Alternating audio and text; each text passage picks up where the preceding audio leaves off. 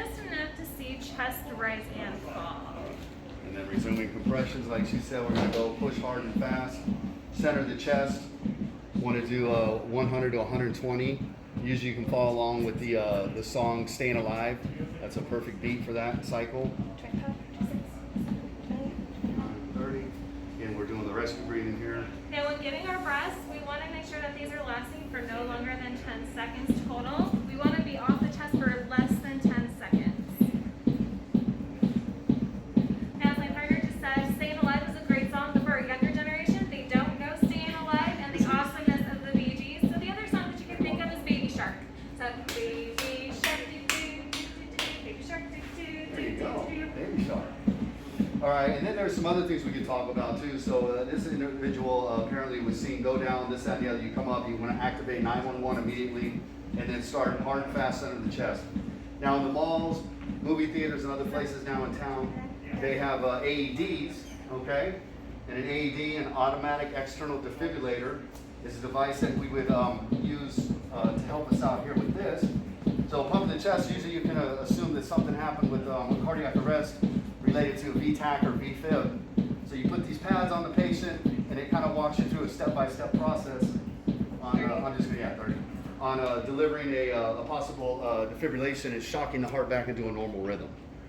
So you'll usually find those in the malls, movie theaters, airports. Now let's talk about positioning. If we do have a patient down on the floor, or even if they're not on the floor, so say this is happening at home or at the movie theater as it was stated, you want to make sure you get them onto the floor. You want them face up, but we also want to make sure that we are positioning ourselves correctly on or over the patient. So what is that exactly going to look like? So we want to make sure our hands are square in the center of the chest between the nipple lines. We want to make sure our hands are put together. So we're going to do a 5 and a 5 on top of each other and interlock your fingers. So we're just using our palm. Then we want to make sure we are locked at the elbows. Bring your body weight over the patient, as Saudi is going to demonstrate. And now we are completely compressing down to the chest. Now, the other thing you want to notice that she's doing is she's not bouncing off the chest. We want to make sure that we are maintaining and staying connected to the chest at all times. We also want to make sure we are allowing for that quick recoil of the chest, the full recoil.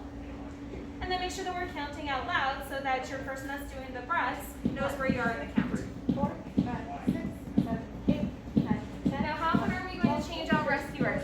We say it's every about 5 cycles or every 2 minutes. That's when you need to start changing out and make sure you are cycling through other people to do compression.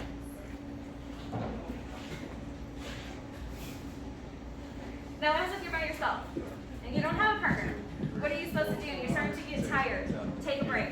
It's okay. You do the best you can with what you've got, and as soon as additional help gets there to you, then you can start back up. 26, 27, 28, 29, 30. And normally I would have a stool to get up and over, but tiptoeing it.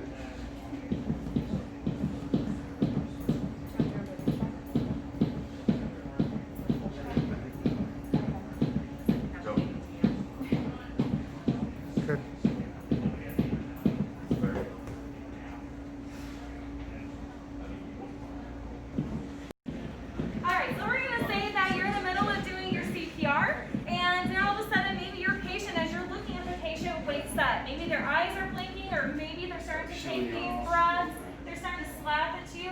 Please stop doing compressions, okay? They're awake, so they are responsive enough to respond to you.